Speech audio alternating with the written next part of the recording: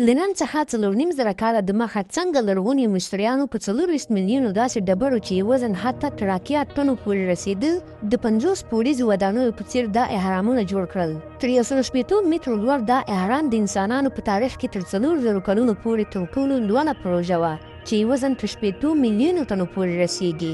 دا هغه ودانۍ ده چې 4,500 کلونو راهیسې په داسې حال کې ثابته ولاړه ده چې پرې طوفانونه، ګرمي او شدید بارانونه تېرېږي. په نړۍ کې تر اوسه هېڅ داسې لرغونی جوړښت نشته چې تر اوسه دې همداسې ثابت پاتې وي لکه د مصر دا اهرامونه. تر نن ورځې پورې په دې اهرامونو د څېړونکو مختلفو ډولو څېړنې کړي دي او لا هم جریان لري، خو په حقیقت کې تر دې دمه هېڅ څوک دې نتیجې ته نه دي رسېدلي چې واقعا دا اهرامونه په څه ډول جوړ کړل شول.